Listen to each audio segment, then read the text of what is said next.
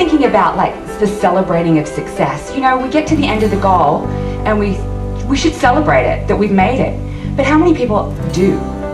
It's me. I get to the end of the goal and I see the line, the finishing post, and I'm already on to the next goal. There's no success there. And you know, about 9 years ago, a friend of mine gave me a bottle of a vintage Dom Perignon champagne. Within that time, I did get a book deal. I got engaged, I got married, I sold 2 houses and bought 2 houses, and did I open that champagne to celebrate? What am I waiting for? Obviously the 2010 trip to Virgin Atlantic, you know, to the moon. I don't know what I was waiting for.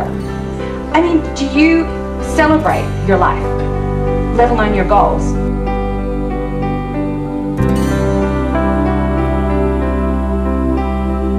There is a lesson in absolutely everything.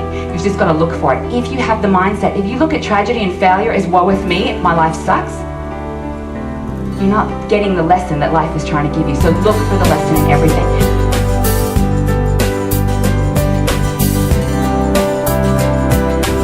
And I went for another job and I was desperate to get it. It was in another publishing company. And a week later I found out I didn't get it. So I was very upset that I didn't get the outcome that I desired.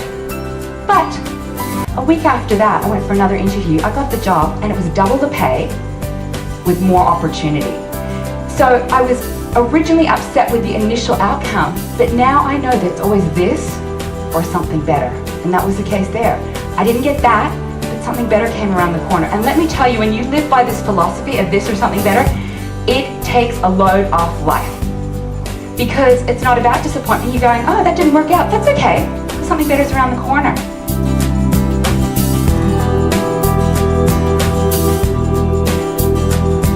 The world is full of success strippers. And you'll know them by these words. You can't do that. Or, if you do that, you'll fail. Okay? People love to put things down.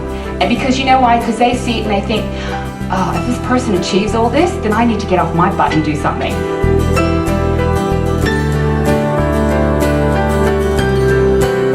The thing is, you can write a list, and that's what I actually did to attract my husband. My girlfriend and I were out at a restaurant one night. We sat there and we wrote down all the things that we wanted in a guy. And it was interesting, because then I just put it away, and when I actually met my husband, he had all those qualities. Now, the same list didn't work so well for another girlfriend of mine, because she had a great list, and she met a great guy. Then she found out he was married. But we went back to the list and there was no single on it.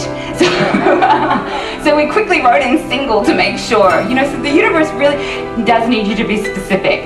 And also to be flexible as well. Because sometimes you might think, I want a great guy with a great sense of humor, and I want them to be my height, and he might be, you know, 6'10". It doesn't matter, as long as, you know, it feels good to you. Don't be so rigid. And also, you just got to trust that everything will work out perfectly anyway. Because we've got to remember that our mind is limited to what we know, and there's so much more out there that could be available to us.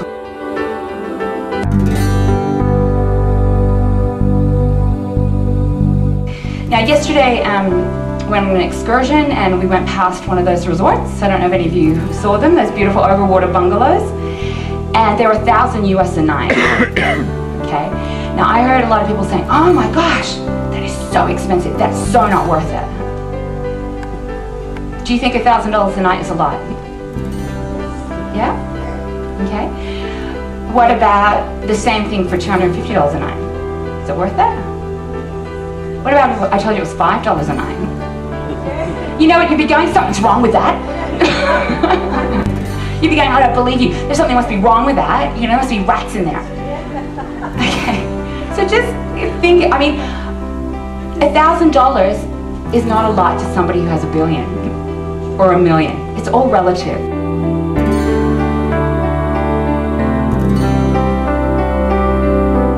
When people say to me, oh, I don't know how to improve, or I don't know how to get rid of negative thoughts, or I don't know how I can be a better person, the number one tool I think people have is awareness. Because you can't change unless you're aware of it.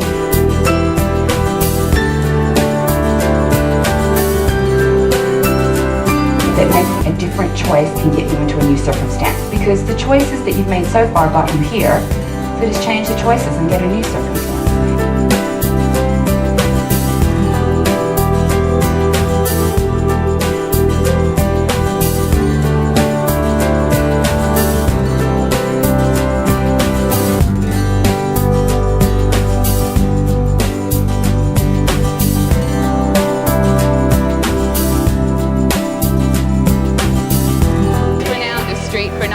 above size 12 sometimes, because the designers don't believe that anyone who wears above size 12 would look good in their fashion. Have a lot of, also have a lot of self-assurance and really project that you can be sexy at any size.